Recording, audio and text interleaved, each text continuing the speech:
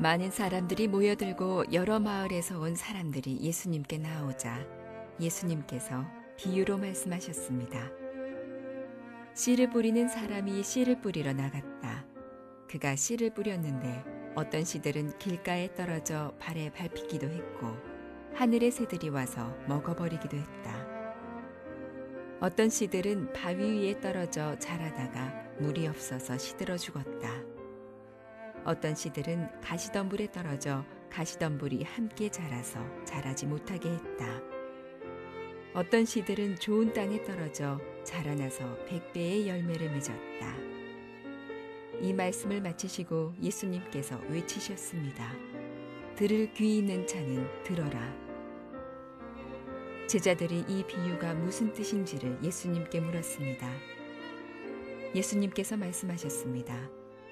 너희에게는 하나님 나라의 비밀을 아는 것이 허락되었다. 그러나 다른 사람들에게는 비유로 말하였다. 이는 그들이 보아도 보지 못하고 들어도 깨닫지 못하게 하려는 것이다. 이 비유는 이것이다. 씨는 하나님의 말씀이다. 길가에 떨어진 것은 하나님의 말씀을 들었으나 마귀가 와서 그 마음에 있던 말씀을 빼앗아간 사람들이다. 이들은 믿지 못하여 구원을 받지 못한다. 바위 위에 떨어진 것은 하나님의 말씀을 듣고 기쁨으로 받지만 뿌리가 없는 사람들이다. 이들은 잠시 동안 믿으나 시험 받을 때에 넘어진다. 가시덤불에 떨어진 것은 말씀을 듣지만 살아가는 동안 재물에 대한 염려와 인생의 향락에 사로잡혀 열매를 맺는 데까지 자라지 못하는 사람들이다. 좋은 땅에 떨어진 것은 정직하고 선한 마음으로 하나님의 말씀을 듣고 그 말씀을 굳게 지켜서 좋은 열매를 맺는 사람들이다. 할렐루야. 우리 한번 하나님께 감사의 박수를 드리겠습니다. 가슴 한번 손을 얹고 우리 신앙을 고백하고 말씀을 나누겠습니다. 제가 먼저 고백하겠습니다. 하나님은 나를 사랑하십니다. 나는 그 사랑 안에 있습니다.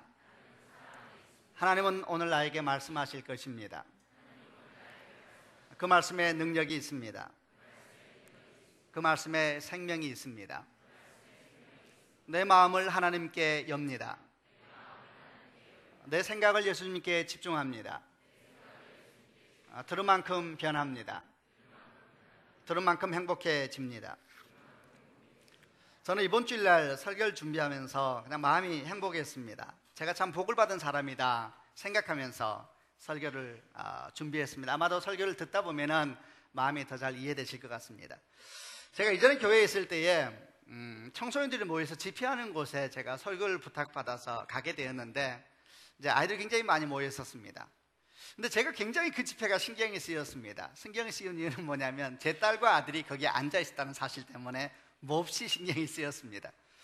아마 여러분 어머님분들 아버님분들 아시겠습니다만은 저는 목사로 설교하는 사람인데 설교하는 것은 저한테 굉장히 큰 행복입니다. 그런데 제 설교를 제 아이가 듣는다는 것처럼 마음이 불편한 것이 없습니다. 저희 아이가 저를 혹시 어떻게 생각할지, 혹시 제가 설교하면서 예화를 들 때에 그 예화를 들으면서 혹시라도 우리 딸과 아들이 마음에 생각하기를 지나 잘하지 혹시 이런 생각이 들기라도 할까봐 이런저런 생각 때문에 제가 정말 잠을 못 잤습니다. 그리고 열심히 준비했었습니다. 정말 다른 설교보다 몇 배는 더 준비한 것 같습니다. 그리고 제가 올라갔는데 제가 간절히 기도했습니다. 주여, 기도하는 것은 저희 아이들이 은혜는 못 받을지언정 부끄러움은 당하지 않게 하여 주옵소서. 저희 걱정은 이런 것이었습니다. 집회 끝나고 돌아갈 때에 제 자녀들이 친구가 오늘 네 아빠 왜 그러니 혹시 이런 말 할까봐 참 제가 못난 목사입니다. 하나님 은혜를 구하면서 말씀을 위해서 기도한 것이 아니라 저희 아이를 위해서 기도를 했었습니다. 이제 예배가 끝나고 난 다음에 드디어 제가 정말 두렵고 떨리는 마음으로 제 차에 아이를 태우고 집으로 가게 됐습니다. 저는 조심스럽게 물었습니다. 지연아, 설교 어땠니? 이렇게 물었습니다. 저희 딸은 아주 분명한 아이고 정확한 아이고 정직한 아이지요. 좋았습니다. 좋았어요. 이렇게 말하고 그 아이는 거짓말하지 않습니다. 좋았어요. 그렇게 말을 해서 저는 참 행복했습니다. 그리고 감사했습니다. 또 제가 이번 설교를 준비하면서 또 제게 감사한 것은 저희 딸의 모습만이 아니라 저희 아내를 생각하면서도 감사했습니다. 저희 아내는 저에게 참 복된 여인입니다.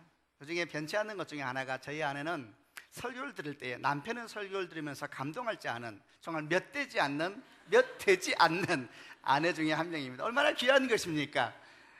지금도 잊지 못하는 기억 중에 하나가 제가 대전에 사역할 때에 어느 날 예배 끝나고 난 다음에 한 분이 오셔서 저한테 이렇게 말을 했습니다. 목사님, 네 집사님, 오늘 제가 새로운 분을 처음 교회에 모시고 왔는데 그분이 너무 큰 감동을 받았다 그러면서 눈물을 흘리면서 돌아갔다는 겁니다. 저는 크게 감동을 했습니다. 주께서 나에게 은총을 베풀어 주셨구나, 오늘 설교가 괜찮았구나 생각을 겸해서 했었습니다.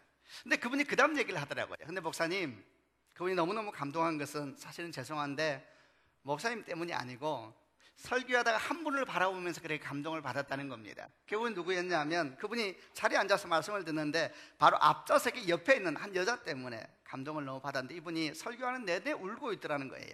근데 그 눈물은 슬픔의 눈물이 아니라 뭐 알잖아요. 뒤에서 보니까 감동과 감사와 기쁨의 눈물로 눈물 흘리면서 예배를 드리고 있더라는 거예요. 생각했답니다.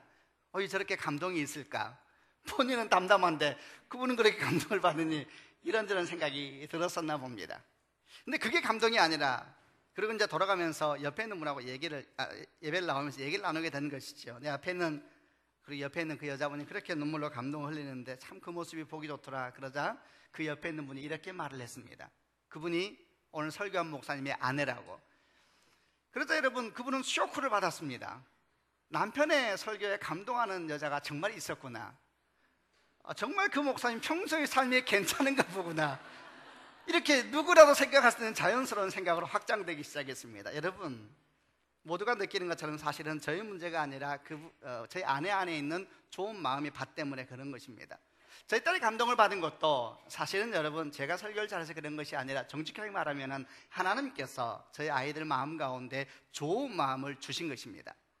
여러분, 혹시 설교를 듣다가 정말 설교 좋다라고 느끼면서 말씀을 들을 때 막 마음이 감동되기 시작하고 하나님의 뜻이 이해되기 시작하고 더 나아가서 내가 저 말씀대로 살면 내 인생이 변화되겠구나 감동이 됐던 경험이 있습니까? 또 반대로 여러분, 설교를 들으면서 힘을 다해서 기도를 하면서 깨어있으려고 하지만은 도대체 감당할 수 없고 무슨 말인지 모르겠고 앞이 무엇이며 뒤가 무엇이며 이해할 수 없는 것 같은, 그래서 설교를 들으면서 마음이 힘들었던 경험은 없습니까? 여러분, 사실은 그렇게 설교를 들을 때에 말씀을 들을 때 잘 다가오지 않으면 누구나 힘이 듭니다. 무엇이 문제일까요? 말씀이 문제일까요? 아니면 전하는 사람이 문제일까요? 아니면은 말씀을 듣고 있었던 우리 자신들이 문제일까요? 우선 여러분, 말씀이 문제일 리는 없습니다. 하나님의 말씀 살았고 운동력이 있고 그 말씀이 생명력 있는 말씀인 걸 다 동의하시니까 말씀이 문제일 리는 없습니다. 그럼 여러분, 말씀을 전하는 사람이 문제일까요? 예, 말씀을 전하는 사람에 따라서 분명히 영향력이 있는 것 같습니다. 예를 들면 여러분, 저는 지난주에 말씀드린 것처럼 저는 여호수아 목사의 설교를 들으면 마음이 좋습니다. 제가 지난주에 여러분에게 이런 설교를 했었습니다. 사실은 지난주일날 아침에 너무 마음이 상해서 교회 나올 때 설교하는 목사인 제가 설교하기 싫었습니다. 그러면서 근데 제가 여호수아 목사 설교를 들으면서 설교를 너무 하고 싶은 마음이 생겼습니다. 이런 얘기를 했었는데 기억이 나시지요? 근데 그런 얘기를 했을 때 많은 분들이 저희 아내에게 전화를 왔습니다. 무슨 일이 있었느냐? 두 분이 싸웠느냐? 아무 문제 없습니다. 저 혼자 한 주 동안의 삶을 제대로 제가 못 살았다 생각했기 때문에 주일날 설교를 나오면서 마음이 너무 무거웠습니다. 누군가의 설교를 듣는다는 것은 사실 영향력이 있는 것 같아요. 그래서 어떤 사람이 나에게 말씀을 전하는가, 그 영향력이 듣는 우리에게 영향을 미치는 것은 사실입니다. 여러분, 그것만이 아니지요. 설교를 들을 때, 말씀을 들을 때 영향력이 생기는 것은 사람만이 아니라 환경도 영향력을 줍니다. 여러분, 제가 교회에서 집회를 다닐 때가 있습니다. 이런 교회 가고 저런 교회 가다 보면 기름 부음이 있는 교회가 있어요. 좀 표현이 이상한지 모르겠습니다만은 설교를 하러 올라갑니다. 똑같이 준비했습니다. 그리고 설교하는데 어떤 교회 가면 정말 힘이 들어요. 정말 아주 힘들어요. 근데 어떤 교회 가면은 설교 단상을 올라가는 순간 마음이 따뜻해지기 시작하고 말씀의 말씀을 푼다 그러잖아요. 설교하는 중간에 설교가 설교를 막 풀기 시작합니다. 그리고 이런 느낌이 들기 시작합니다. 오늘 말씀이 주께서 역사하시는구나. 그리고 설교할 때 느껴져요. 모든 성도들이 지금 말씀을 받고 있고 저들이 말씀 가운데 회복이 일어나고 있구나, 막 이런 생각이 드는 교회가 있더라고요. 그래서 제가 이런 생각을 했습니다. 그렇구나, 환경도 말씀이 전달될 때 영향력이 있는 것이구나. 그런데 일반적으로 이런 환경을 가진 교회는 어떤 교회이냐면 기도가 많이 쌓인 교회입니다. 겸손한 교회입니다. 아주 선한 양심을 가진 분들이 교회를 함께 섬기는 그런 교회는 가보면은 정말 그런 역사가 있습니다. 지금 제가 말씀드린 것처럼 역사를 오래 보내면서 기도하고 말씀 가운데 살아왔던 아주 오래된 교회들 가운데서 그런 역사가 많이 일어나더라는 이야기입니다. 새로 생긴 교회들은, 저희 교회는 2년 반밖에 되지 않았죠. 우리 같은 교회는 열정과 도전, 신선함 같은 것이 훨씬 더 많이 있다면은, 오래된 교회들은 기도가 쌓여 있고 말씀이 쌓여 있고 헌신이 쌓여 있으니까 또 다른 하나님의 은혜가 있는 것 같아요. 여러분, 지금 제가 말씀드린 것처럼 하나님의 말씀을 들을 때 말씀은 우리 가운데 다양한 모습으로 다가오는데, 지금 제가 말씀드린 것처럼 말씀 자체는 문제가 없습니다. 그러나 누가 전하느냐에 따라서 영향력이 있는 것 같습니다. 또 환경도 영향력이 있는 것 같습니다. 그러나 여러분, 성경에서 말하고 있는 것은 이런 모든 영향력보다 비교할 수 없는 큰 영향력은 사실은 듣는 사람의 마음에 있다라고 말을 하고 있습니다. 아까 제가 말한 것처럼 저희 가족 얘기를 잠깐 했었는데, 보통 그렇게 말씀을 들을 때에 남편의 설교를 들으면서 눈물을 흘리고 이런 사람들을 뭐라고 표현하냐면 마음밭이 좋다라고 표현을 합니다. 여러분, 제가 말씀을 선포하기 전에 축복합니다. 여러분 마음밭 가운데 정말 하나님의 은혜가 함께 하시기를 주님의 이름으로 축원합니다. 여러분을 생각할 때 사람들이 참 저 사람은 마음밭이 좋은 사람이야, 이렇게 칭찬 듣는 축복이 있기를 바랍니다. 여러분, 저는 이런 사람도 본 적이 있습니다. 이분은 얼마나 마음밭이 좋으냐 하면 정말 스폰지와 같습니다. 너무너무 부럽습니다. 이런 생각도 해보았습니다. 어떻게 저럴 수가 있을까? 맹목적인 것이 아니고, 말씀을 전하면 스폰지가 물을 빨아들이듯이 말씀을 그냥 쏙 빨아들이는 굉장히 지혜로운 사람입니다. 그런 사람도 본 적이 있습니다. 역시 마찬가지로 그런 사람이 마음밭이 좋은 사람입니다. 오늘 제가 나눌 말씀이 그 마음밭에 대한 이야기인데, 또 한편으로 이 본문을 씨 뿌리는 비유라는 본문으로도 많이 알려져 있는 본문이기도 합니다. 먼저 한번 그 내용을 간단하게 살펴보겠는데, 5절부터 8절까지 말씀을 한 번 더 같이 읽어보려고 합니다. 5절부터 8절입니다. 제가 먼저 5절 읽겠습니다. 씨를 뿌리는 사람이 씨를 뿌리러 나갔다. 그가 씨를 뿌렸는데 어떤 씨들은 길가에 떨어져 발에 밟히기도 했고 하늘의 새들이 와서 먹어버리기도 했다. 어떤 씨들은 바위 위에 떨어져 자라다가 물이 없어서 시들어 버렸다. 어떤 씨들은 가시덤불에 떨어져 가시덤불이 함께 자라서 자라지 못하게 했다. 어떤 씨들은 좋은 땅에 떨어져 자라나서 100배의 열매를 맺었다. 이 말씀을 마치시고 예수님께서 외치셨습니다. 들을 게 있는 자는 들으라. 이 내용은 이렇게 이야기를 합니다. 씨를 뿌립니다. 주님 말씀하신 씨 뿌리는 분은 하나님이라고 이야기를 합니다. 그리고 씨는 하나님 말씀이다, 이렇게 설명을 해 주십니다. 그리고 그 씨가 뿌려지는 장소, 그것이 사람들의 마음이다, 이렇게 말을 하면서 말씀을 받는 사람 마음은 4종류의 모양으로 설명을 하고 있습니다. 첫 번째는 길가와 같은 마음이요, 두 번째는 바위 위와 같은 마음이요, 세 번째는 가시덤불과 같은 마음이요, 네 번째는 좋은 땅과 같은 마음이다, 이렇게 설명을 하고 있는 겁니다. 여러분, 사람마다 마음이 같지가 않습니다. 함께 저희가 예배드리고 있지만은 마음이 다 같지 않은 것이지요. 여러분, 오늘 함께 말씀 나누면서 서로의 마음을 한번 점검하는 시간이 되시기를 주님의 이름으로 축복합니다. 또 여러분, 마음을 점검할 뿐만 아니라 말씀이 선포될 때에 그 말씀이 여러분 마음에 다가오면 그게 여러분 마음을 만지시는 주의 손길이니까, 내 마음이 이런 상황이구나, 이렇게 생각할 뿐만 아니라 꿈도 가지셔야 합니다. 주님, 제 마음이 변화되기를 원합니다. 주여, 제 마음이 착하고 좋은 땅, 오늘 성경에 나오는 주께서 기뻐하는 땅으로 변화되는 역사가 일어나게 하여 주시옵소서. 자기를 점검할 뿐만 아니라 더 나아가서 내가 어떤 인생과 어떤 마음이 되어야 되겠다, 소망이 생기고 기도하는 그런 축복된 시간이 되기를 다시 한번 주님의 이름으로 축원합니다. 하나하나 말씀을 나눠보겠는데, 먼저 첫 번째는 12절 말씀입니다. 12절을 한 번 더 같이 읽겠습니다. 시작. 길가에 떨어진 것은 하나님의 말씀을 들었으나 마귀가 와서 그 마음에 있던 말씀을 빼앗아간 사람들이다. 이들은 믿지 못하여 구원을 받지 못한다. 이제 구체적으로 말씀을 받는 사람 마음에 대한 4가지 비유를 설명해 보려고 합니다. 첫 번째는 어떤 마음이 있느냐, 길가와 같은 마음이 있다, 그렇게 말합니다. 길가에 떨어진 것은 하나님의 말씀을 들었으나 마귀가 와서 그 마음에 있던 말씀을 빼앗아간 사람들이다. 이들은 믿지 못하여 구원을 받지 못한다, 그랬습니다. 길가라고 설명하는 마음밭은, 마음의 상태는 무엇을 설명하는 것이겠습니까? 여러분, 길가라는 것은 씨를 뿌리는 곳이 아닙니다. 길가라는 것은 사람들이 그곳을 지나다니는 곳입니다. 과거의 고대 팔레스타인 지역의 땅을 조금 설명하겠습니다. 여러분, 한국어가 달라서 우리 한국에서는 논과 밭이 참 기름진 땅입니다만 팔레스타인은 기름진 땅이 아닙니다. 그리고 거기는 산지가 많습니다. 그러다 보니까 과거에 그런 농사 기술도 발달하지 않은 상태였으니까 그 상황이 오늘날 우리가 생각했던 그런 밭과 땅 같은 상황이 아니라 밭이 아주 자그마하면서도 이 밭 사이에는 오솔길 같은 작은 길들이 있었습니다. 그 사이로 사람들이 걸어다니면서 자기 밭을 가기도 하고 자기 논을 가기도 하고, 그리고 그 사이로 낙타나 짐승들이 지나다니면서 다니는 건 좁은 길이 있었는데, 이 길이 일직선이 아니라 아주 꼬불꼬불한 오솔길 같은 길이었습니다. 논과 밭도 작은데 그 사이에 길들이 아주 많으니까 아주 복잡하고 아주 다양한 그런 밭의 모습입니다.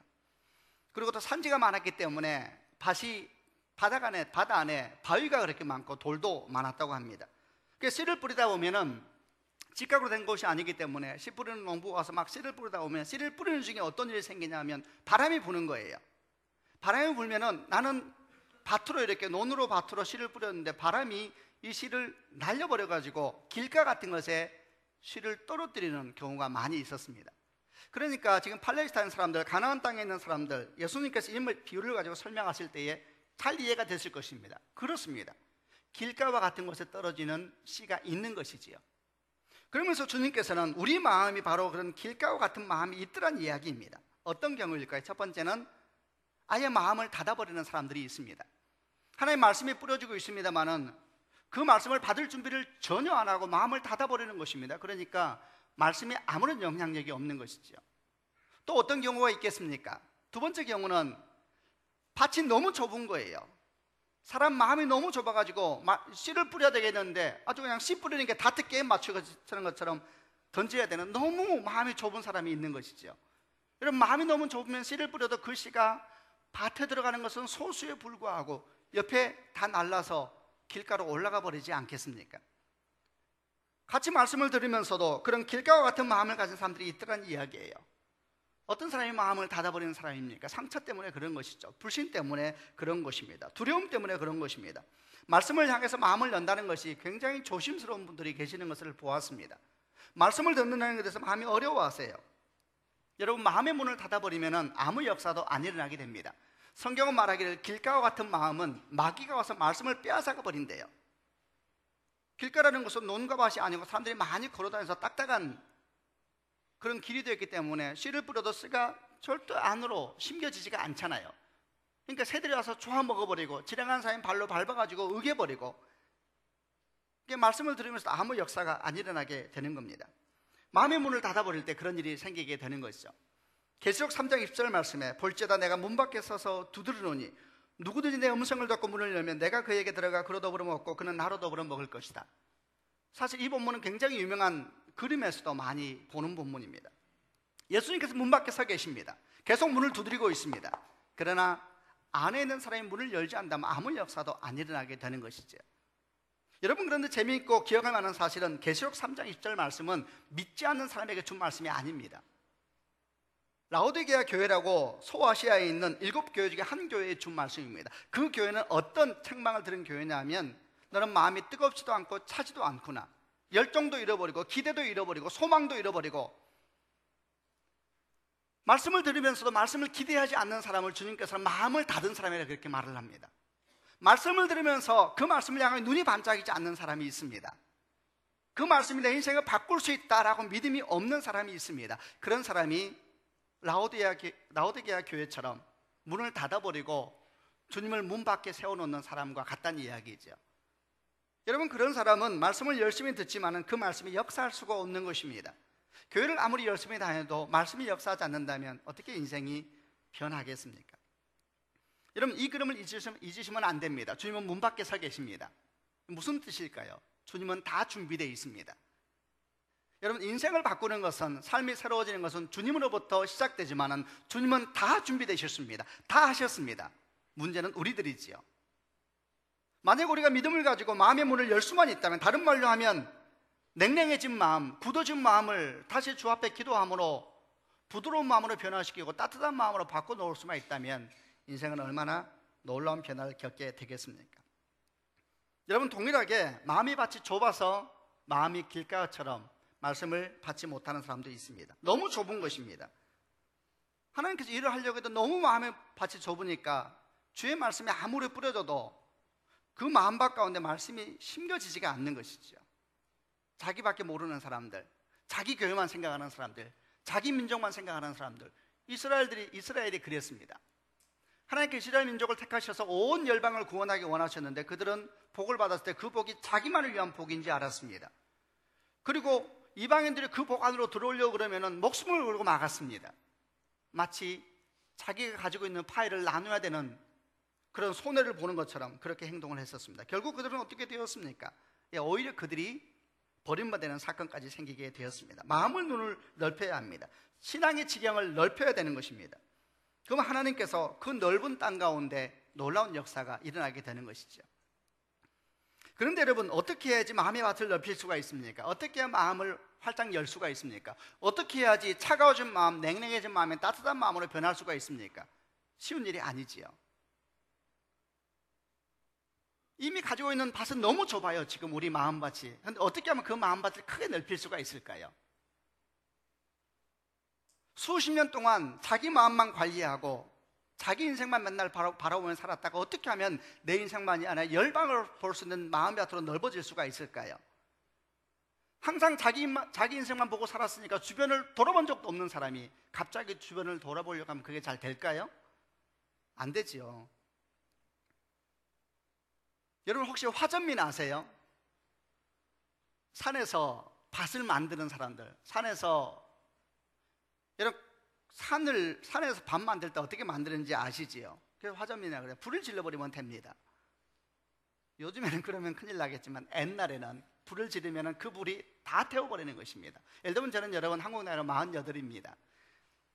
그렇게 안 보이죠? 48인데 여러분, 예를 들면 제 인생에 그동안 저만을 위해서 샀다고 생각해 보시길 바랍니다. 저한테 밭은 너무너무 좁아요. 그러면 주변에 있는 모든 밭은 잡초로 다 우거져 있는 것이죠. 48년 동안 나무가 자라면 얼마나 우거져 있을까요? 그 나무는 여러분 우리 힘으로 못 뽑습니다. 인생이 어떻게 변합니까? 밭이 넓어지나요? 여러분이 밖에 나가서 곡괭이 하나 들고 48년 나무를 캐보기 시작하려 안 켜지는 것이죠. 아무리 노력한다는들 밭이 넓어질까요? 안 됩니다, 여러분. 불이 와야 되는 것입니다. 아멘 하시길 바랍니다. 불이 와서 다 태워버려야 되는 것입니다. 성경은 그 불을 성령님이라고 말을 하고 있습니다. 여러분, 불이 나게 되면 어떤 일이 생깁니까? 아무리 거대한 나무를 할지라도 다 타버리는 것입니다. 더 나아가서 그 타버린 재가 오히려 또 다른 거름이 되어서 우리 넓은 밭 가운데 새 생명과 열매를 가져오게 될 겁니다. 두 번째도 하나님은 길가와 같은 마음만 있는 것이 아니라 바위와 같은 마음이 있다고 말을 합니다. 13절 말씀을 같이 읽겠습니다. 13절입니다. 시작.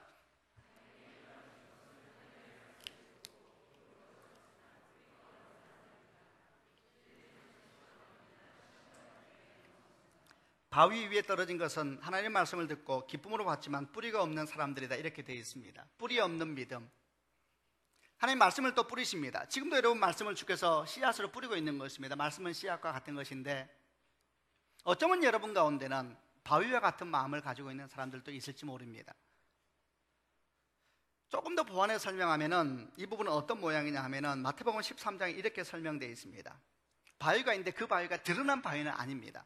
땅 밑에 바위가 있는데 그 위에 살짝 흙이 덮여 있는 거예요. 보기에는 똑같습니다. 보기에는 다 똑같은 밭인데 사실은 조금만 파보면은 그 바위 밑에는 그 땅 밑에는 엄청난 바위가 있는 겁니다. 그러니까 밑에 물이 없지요. 그러니까 어떤 일이 생깁니까? 씨를 뿌립니다. 약간 흙이 있으니까 씨 뿌리면 씨가 뿌리를 내리는 것 같아요. 근데 곧 그 뿌리가 더 이상 내려가지 못하지요. 깊지를 못하다는 이야기입니다. 바위가 있어서 그런 것입니다. 큰 상처를 마음에 가지고 있는 사람들, 고집과 편견, 상처, 회개치 않는 마음들, 여러분 성경은 그것을 바위 같은 마음이라고 말을 합니다. 잠언 29장 1절 말씀에 자주 책망을 받으면서도 목이 곧은 사람은 갑자기 패망을 당하고 피하지 못하리라. 목이 곧은 사람이라는 표현이 나와요. 로마서 2장 5절 말씀, 다만 네 고집과 회개치 아니하는 마음을 따라 진노의 날 곧 하나님의 의로우신 판단이 나타날 그날에 임할 진노를 내게 쌓는 것이다. 고집스러운 사람, 회개치 아니하는 마음, 이런 표현들이 성경에 나옵니다. 고집이 아주 심한 사람이 있지요. 편견에 사로잡혀 있는 사람이 있습니다. 상처가 너무 많아서 아주 그 상처가 그냥 깊은 흉터가 되어서, 흉터는 여러분 숨구멍이 없잖아요. 회개치 아니하는 마음, 하나님과 고집 싸움하는 사람도 있습니다. 누가 이기나 보자 그런 마음으로 신앙생활 하는 사람도 있지요. 좀 더 구체적으로 말해볼까요? 사실은 잘 안 나타나죠. 근데 어떤 모양으로 나타나는지 아세요? 굉장히 냉소적입니다. 사람이 시니컬하지요. 부정적입니다.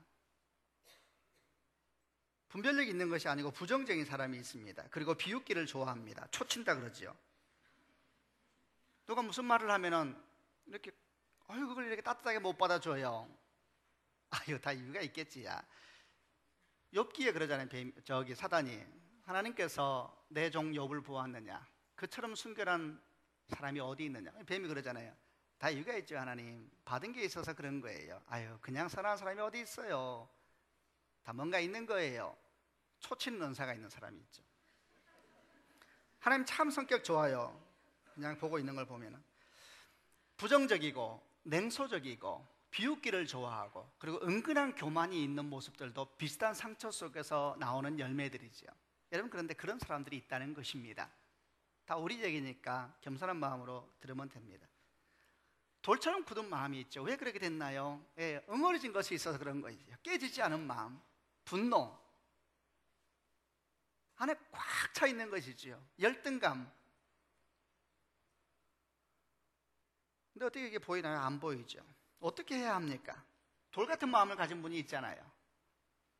그러니까 아무리 신앙의 뿌리를 내리려고 해도 신앙의 뿌리가 안 내려져요. 말씀을 들으면서도 그 말씀이 내 안에서 마음껏 역사해야 되는데 마음에 상처가 있으니까 뿌리를 내리지 못하고 금방 내려가다 금방 다쳐버리니까 아주 그냥 어떻게 해야 됩니까? 돌처럼 굳은 마음, 바위처럼 굳은 마음이 깨어지면 되는 것입니다. 여러분, 어떻게 해야지 바위를 깰 수가 있나요? 바위를 깰 수는 있나요? 예스, 깰 수가 있지요. 저는 이 얘기를 할 때마다 항상 저한테 잊을 수 없는 그림이 하나 있습니다. 저는 그때는 그걸 몰랐습니다. 제가 아주 어렸을 때 이야기인데, 저는 섬에서 태어났습니다. 지금은 도시에서 살고 있네요. 섬에서 태어났는데 저희가 학교를 가는 길에, 국민학교를 가는 길에 굉장히 멀리 이제 왔다 갔다 했었는데, 가는 길에 하루는 제가 좀 독특한 장면을 보게 됐습니다. 아저씨들 몇 명이서 무더운 여름날에 큰 바위가 있었습니다. 가는 길에 산이 있는데, 굉장히 어릴 때 보아서 더 크게 느껴지는지 몰라도 굉장히 큰 바위가 있었습니다. 그런데 아저씨들이 망치와 정을 가지고 와서 그 바위에 구멍을 뚫고 있는 거예요. 저는 어린 마음에 초등학교 1학년 2학년 때입니다. 정말 한심하게 보였습니다. 이 더운 날 저 아저씨들 뭐 하시나? 그게 계속 며칠 동안 계속 구멍을 파는 거예요. 정으로 톡톡톡 구멍을 타. 오늘은 여기 파고 저기는 내일 저기 파고. 저는 어린 마음에도 한심해 보였습니다. 저렇게 할 일이 없으신가? 그 큰 바위에 구멍을 뚫다니 그게 무슨 장난도 그런 장난이 있나요? 근데 여러분, 제가 어느 날 학교를 갔다 오는데 저는 기절할 뻔했습니다. 바위가 갈라져 있는 거예요. 정말로요. 바위가 쩍 갈라져 있는 거예요. 나중에 알고 보니까 이 정으로 뚫은 자리에다가 다이너마이트를 넣어가지고 연결시켜가지고 저 옆에서 눌렀나 봐요. 저는 보지 못하였으니 누르니까 이 다이너마이트가 안에서 터졌는데 너무 놀랍잖아요. 그 순간 바위가 쭉 갈라지게 된 거예요. 여러분, 다이너마이트의 원래 원어가 두나미스입니다. 그게 뭔지 아세요? 사도행전 1장 8절에는 오직 성령이 너에게 임하시면 너희가 권능을 받고 할 때 그 권능이 두나미스입니다. 예루살렘과 온 유대와 사마리아 땅까지 이르는 내 증인이 될 것이다. 여러분, 정을 쫓는 것 같은, 구멍을 내는 것 같은 너무너무 작은 일입니다. 사소한 일이고 사람들이 비웃습니다. 매일매일 성경 보는 게 인생이 변할까요? 여러분, 이렇게 예배드리면 인생이 변하나요? 하루에 10분씩 20분씩 성경을 보면서 하나님의 뜻을 이해하려고 하고 기도합니다. 인생이 변할까요, 정말? 셀 모임을 갑니다. 인생이 변할까요, 정말? 여러분, 믿으셔야 합니다. 그 일은 사소한 일처럼 보이지만 그게 뭐하고 똑같은지 아세요? 그 아저씨들이 바위 위에 구멍을 뚫고 있는 것과 똑같은 것입니다. 사람들은 비웃습니다. 그 시간에 인생을 좀 더 열심히 살라고. 근데 지혜 있는 사람들이요, 믿음 있는 사람들은 오늘도 정과 망치를 들고 와서 쫓고 있는 것입니다. 어느 날 때가 올 것입니다. 주의 성령의 기름 부음이 임한 날이 올 때에 여러분, 역사가 일어나게 되는 것입니다. 할렐루야. 에스겔 36장 26절 말씀, 내가 또 너희에게 나를 온전히 섬기는 법을 가르쳐 주겠다. 너희 안에 새로운 마음과 새 영을 넣어 주겠다. 너무 표현이 재밌지 않아요? 너희 안에 새로운 마음과 새 영을 넣어 주겠다. 돌처럼 굳은 마음을 제거하고 그 대신 살과 같은 부드러운 마음을 너에게 줄 것이다. 성령님에 대한 이야기입니다. 성령이 오시면은 너희 안에 돌이 갈라지게 될 것이다. 장벽이 무너지게 될 것이다. 여러분, 열등감은 다 떠나갈 걸 믿으시기를 바랍니다. 상처는 다 치유되게 되어 있습니다.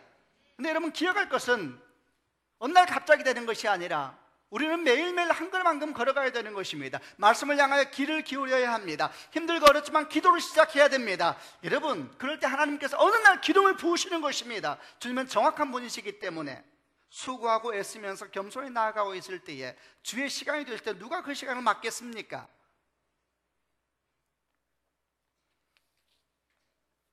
자신의 성격이 냉소적인 사람이 있습니다. 그 기질이라고 말씀하시면 안 됩니다. 그 기질이 아니고 상처입니다. 기도하시기를 바랍니다. 아멘. 성격이 비웃는 걸 좋아하는 사람이 있어요. 누가 뭐 말하면 꼭 속으로 이렇게 부정적인 생각이 드는 분 있지요. 그거 여러분 좋은 생각이 아닌데 그게 주의 말씀의 역사를 맡고 있는 것입니다. 기도하셔야 됩니다. 하나님께서 반드시 그 일 가운데 새로운 역사를 이루어 주실 줄로 믿습니다. 교회에서 이런 말을 자주 합니다. 하나님 믿어도 기질은 안 변한다고. 저는 전혀 그렇게 생각하지 않습니다. 어떻게 안 변합니까? 변합니다. 다 변합니다. 기질도 변합니다. 여러분, 베드로는 성령을 받기 전에 얼마나 성급한 사람이었어요. 그는 아주 다혈질의 사람이었습니다. 성경을 보면 베드로 아주 당황스러운 사람입니다. 말보다 항상 행동이 빨랐지요. 그러나 여러분, 그가 성령이 그에게 임하자 그는 그렇게 도전하는 열정이 목숨 거는 열정으로 변화되게 되었습니다. 여전히 그는 열정에 가득 차 있습니다. 방향이 바뀌어버렸습니다. 주를 위하여서 목숨 걸기 시작하고, 여러분 다 바뀌는 것입니다. 돈을 똑같이 가지고 있으면서 성령 받기 전에는 자기만을 위해서 돈을 씁니다. 그러나 하나님의 영이 그에게 임하기 시작해서 똑같은 돈을 가지고 있는데 돈 쓰는 방법이 바뀌기 시작합니다. 다혈질인 사람도 선한 일 향하여 열정이 생기기 시작하고 이런 게 다 변화되는 것입니다. 세 번째, 또 주님은 어떤 마음이 있는가 말씀하십니다. 14절 말씀을 보겠습니다. 14절입니다. 시작. 가시던 불에 떨어진 것은 말씀을 듣지만 살아가는 동안 재물에 대한 염려와 인생의 향락에 사로잡혀 열매를 맺는 데까지 자라지 못하는 사람. 세 번째는 어떤 마음을 가진 사람이 있냐면 가시떨기와 같은 마음을 가진 사람이 있다고 합니다. 어떤 모양인지 설명을 해보겠습니다. 우선 땅은 부드럽습니다. 그래서 씨를 뿌리면 그 씨가 땅에 잘 이렇게 뿌리를 내립니다. 새싹이 고개를 내밉니다. 근데 그게 답니다. 성장하지 않습니다. 참 이해가 안 되는 얘기죠. 왜냐하면 성장하려면 빛이 와야 되는데 위에 있는 가시떨기가 위를 덮어버리고 있는 거예요. 땅은 좋아요. 열매도 이렇게 아까 말한 것처럼 씨가 썩어서 새싹을 맺는데 위에 가시떨기가 빛을 막고 있는 거예요. 여러분, 땅이 아무리 좋아도 빛이 임하지 않으면 역사는 안 일어나게 되어 있습니다. 하나님 말씀하시기를 그런 가시떨기 속에 심겨진 씨앗과 같은 인생이 있더라는 거예요. 그러면서 이렇게 설명합니다. 그러면 그 가시떨기는 어떤 것을 설명하는가? 오늘 본문에는 재물에 대한 염려, 인생의 향락이라 그랬습니다. 여러분, 다른 성경 똑같이 보게 되면 조금 더 표현을 이렇게 합니다. 세상의 염려, 돈의 유혹, 그리고 향락, 인생의 향락, 이런 것이 마치 가시떨기처럼 빛을 막는다 그럽니다. 빛을 막으면 여러분 역사는 안 일어나게 되어 있습니다. 말씀에 들어와서 그 말씀이 좋다고 느껴집니다. 아, 이 말씀대로 살아야 되겠구나라는 생각도 잠시 합니다. 근데 그게 끝입니다.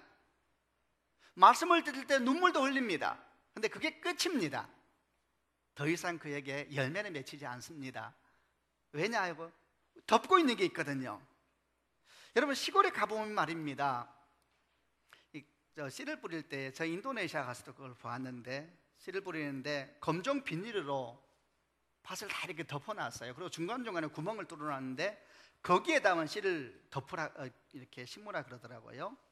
그래서 제가 선교사님께 물어봤어요. 뭐냐 그러니까 옆에 있는 검정 비닐은 그 씨 외에는 다른 것이 다 못 자라게 하는, 잡초를 방지하기 위한 부직포, 잡초를 방지하기 위한 검정 비닐 같은 거래요. 그 역할은 하나밖에 없대요. 빛을 막아버리면 된대요. 잡초 얘기를 제가 잠깐 했습니다만 그걸 반대로 생각해 보시길 바랍니다. 하나님의 생명의 씨앗이 움터 올라옵니다. 그런데 만약에 누군가가 그 생명 위에다가 검정 비닐을 덮어놨다 그러면 어떤 일이 생기게 되겠습니까? 아무 일도 안 생기는 것입니다. 빛이 없으면 죽고 마는 것이지요. 여러분, 그런 역사가, 그런 역할을 지금 제가 말한 세상의 염려, 돈에 대한 유혹, 그리고 쾌락. 쾌락이라는 것은 어긋난 즐거움인 것이죠. 그런 것들 하나님 빛을 막아버린다는 거예요. 상상해 보셔야 합니다. 혹시 우리 주변 가운데, 우리 가운데 그런 어두운 비닐 같은 마귀는 없는가? 그럼 여러분 아무 역사도 안 일어납니다. 그의 신앙은 교회에서만 머물러 있게 될 겁니다. 그의 신앙은 눈물을 많이 흘리고 감동은 많이 하지만 삶에는 아무런 능력이 없을 수가 있습니다. 어떻게 그럴 수가 있나요? 그럴 수가 있습니다. 그는 교회 밖을 나가는 순간 온갖 염려 속에 사로잡혀 삽니다. 매일매일 생각에 돈 생각만 합니다. 그러니까 돌아버리죠. 아까 여호사 목사님 그 얘기할 때 다 웃어서 해봤는데 되는군요. 다 그런 거죠. 말씀을 가지고 갔는데 그 말씀이 주의 빛 가운데 잘 자라나야 되는데 탁 덮고 있으니까 아무 역사가 아니라 비극적인 것이지요. 여러분 축복합니다. 오늘 저에게 이 부분을 가지고 길게 설명은 안 하지만 축복할 때 그냥 아멘 하시길 바랍니다. 여러분 열매의 검은 비닐이 다 벗겨지는 축복이 있길 바랍니다. 돈에 대한 유혹이 검정 비닐이 다 벗겨지는 축복이 있기를 바랍니다. 세상의 유혹, 향락, 일탈, 잠시 기쁨을 주는 그런 모든 세상의 영향력이 다 벗겨지는 축복이 있길 바랍니다. 상상해 보세요. 다 뜯어버려야 되는 것입니다. 하나님의 말씀은 자유의 날선 칼과 같다 그랬습니다. 상상해 보았습니다. 그 칼로 다 찢어버리는 것입니다. 어느 날 그 새싹에 빛이 내쬐기 시작하는 것이죠. 열매를 맺기 시작할 것이고 위대한 역사가 일어나게 될 것입니다. 마지막 네 번째, 주님은 또 어떤 마음의 밭이 있는가, 마음의 상태를 얘기할 때 좋은 땅과 같은 마음이 있다, 그렇게 설명을 합니다. 15절 말씀을 같이 읽겠습니다. 15절입니다. 시작. 좋은 땅에 떨어진 것은 정직하고 선한 마음으로 하나님의 말씀을 듣고 그 말씀을 굳게 지켜서 좋은 열매 맺는. 좋은 땅은 세 가지 말합니다. 첫 번째 정직한 땅이래요. 두 번째 선한 땅이래요. 세 번째는 말씀을 굳게 지키는 땅이래요. 제가 내용을 간단히 설명해 보겠습니다. 첫 번째 정직한 땅이라는 것은 원어적인 뜻이 어떤 뜻이냐면 거룩한 일에 열심을 낸다는 뜻입니다. 사도행전 17장 11절 말씀, 베레아 사람은 데살로니가 있는 사람보다 더 신사적이어서 간절한 마음으로 말씀을 받고 이것이 그러한가 하여 날마다 성경을 상고하였다라는 얘기가 나옵니다. 이런 모습이 오늘 성경에 나오는 정직한 마음이라는 표현입니다. 거룩한 일에 열심을 내는 것입니다. 말씀을 들으면서 그 말씀이 그러한가 하여서 귀를 기울이기 시작하는 것입니다. 말씀을 들을 때 저 말씀 가운데 주의 생명이 있다고 말씀하셨는데 그런 마음을 가지고 한마디도 놓치지 않기 위해서 자기 힘을 다하는 것입니다. 이런 그런 마음이 정직한 마음이라고 오늘 성경에서는 표현을 하고 있습니다. 두 번째, 선한 마음은 어떤 마음인가? 선한 마음이라는 것은 불필요한 것을 없애버리는 마음입니다. 불필요한 것이 마음에 많습니다. 아까 제가 말했잖아요. 가시떨기 같은 것도 있을 수 있을 겁니다. 자기 생각, 자기 경험, 자기 철학, 사상들, 여러분 그런 모든 것을 없애는 노력을 하는 것, 그게 선한 마음이죠. 세 번째 또 어떤 마음입니까? 듣고 지키는 마음이죠. 듣고 지킨다는 얘기는 인내한다는 이야기입니다. 말씀은 씨앗이라는 걸 이 사람은 아는 사람입니다. 여러분 말씀은 씨앗입니다. 말씀은 다 성장한 열매가 나무가 아니고 씨앗이라는 걸 알기 때문에 이 사람은 기다리지 않은 사람이 있죠. 근데 기다릴 때 어떻게 기다립니까? 인내하면서 기다리는데 그냥 기다리는 것이 아니라 잡초를 제거하고 물을 주고 가시와 덤불을 뽑으면서 수고하고 애쓰면서 기다리는 것이지요. 여러분 그런 마음이 있는 마음을 성경은 좋은 땅에 심겨진 마음이라 그렇게 말을 했습니다. 사랑하는 여러분, 제가 한 번 더 네 가지 밭을 한번 말해 보겠습니다. 첫 번째 어떤 밭입니까? 길가와 같은 마음입니다. 두 번째는 어떤 마음입니까? 바위 위와 같은 마음입니다. 세 번째는 어떤 마음입니까? 가시덤불과 같은 마음입니다. 네 번째는 어떤 마음입니까? 좋은 땅과 같은 마음입니다. 여러분 마음은 어떤 밭입니까? 여러분 오해하지 말 것은 성장은 우리가 하는 것이 아닙니다. 때를 따라 비를 내리고 바람을 불고 하는 것은 하나님께서 하시는 것이죠. 그러나 우리가 할 수 있는 일이 있습니다. 그것은 성장에 방해가 되는 것들을 제거하는 것이죠. 여러분 우리 마음밭은 우리만 관리할 수 있습니다. 잊지 마셔야 합니다. 우리 마음밭은 우리가 관리하는 것입니다. 누가 대신 들어올 수가 없습니다. 심지어는 하나님도 우리 마음을 열기 전까지는 밖에서 기다린다고 성경은 말하고 있습니다. 우리 마음밭은 우리가 관리하는 것입니다. 아무도 대신해 줄 수는 없습니다. 근데 문제는 또 이런 문제가 같이 있습니다. 우리 마음밭은 우리가 관리하는데 우리 마음밭을 우리가 관리해야 되는 걸 알면서도 힘이 없는 것이 문제이지요. 아까 제가 말했잖아요. 거대한 바위를 어찌합니까? 수십 년 묵은 그 깊이 뿌리내는 나무를 어찌합니까? 우리 마음은 우리가 관리해야 되는데 문제는 우리에게 능력이 없다는 것이지요. 이 비극이죠. 그럼 어떻게 해야 됩니까? 아까 제가 말씀드린 것입니다. 아무리 거대한 바위라도 작은 구멍을 통해서 역사가 일어나게 되는 것처럼 오늘부터 작은 걸음을 시작하면 됩니다. 여러분, 제가 또 축복할 때 아멘 하시길 바랍니다. 여러분 인생 가운데 주님이 오시도록 문을 열어드리는 축복이 있기를 바랍니다. 여러분, 그게 정 하나와 작은 망치를 들고 어리석은 사람처럼 바위 위에 구멍을 뚫고 있는 사람의 모습입니다. 여러분, 그거 하시길 바랍니다. 말씀을 10분이라도 보기 시작하시 역사가 일어납니다. 3일 동안 우리가 크리스 예수 목사님 모시고 내적 치유 집회 했지요. 여러분, 그런 집회만 오면 안 돼요. 그분 굉장히 귀한 분이에요. 저희가 모실 때는 정말 귀한 분 모셔요. 너무너무 귀한 분이에요. 다 좋은 거예요. 그러나 거기서 멈추면 안 돼요. 하루에 10분이라도 말씀 앞에 머무는 시간이 있는 축복이 있기를 바랍니다. 여러분, 수요 예배, 금요 예배 나와서 같이 예배 말씀을 나누고 기도하세요. 아무것도 아닌 것 같죠? 전혀 그렇지 않습니다. 하나님이 때가 되면 기름을 부으실 때가 올 것입니다. 성령의 역사는 있습니다. 아멘. 사람들이 이렇게 말합니다. 왜 나는 그런 경험이 없냐고. 계속 하시면 돼요. 주님은 정확하세요. 많이 싸우면 많이 준다는 얘기는 아닙니다. 그러나 주님이 정확하게 때가 됐을 때에 여러분 마음 가운데, 여러분 인생 가운데 놀라운 역사를 일으켜 주실 줄로 믿습니다.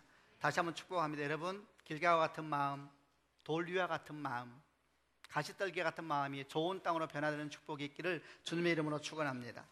같이 한번 기도하겠습니다. 가슴에 손을 얹기를 바랍니다.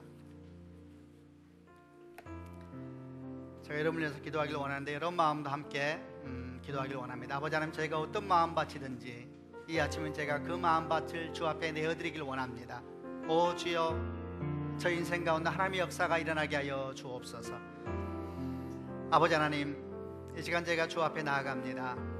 오늘 주님께서 네 가지 밭에 대한 이야기를 했는데 하나님, 저희 마음밭을 주 앞에 정직하게 열어드립니다. 오 주여, 역사하여 주시옵소서. 우리 마음이 착하고 좋은 땅이 되게 하여 주시고 하나님의 은총의 땅이 되게 하여 주시옵소서. 예수 그리스도 이름으로 기도합니다.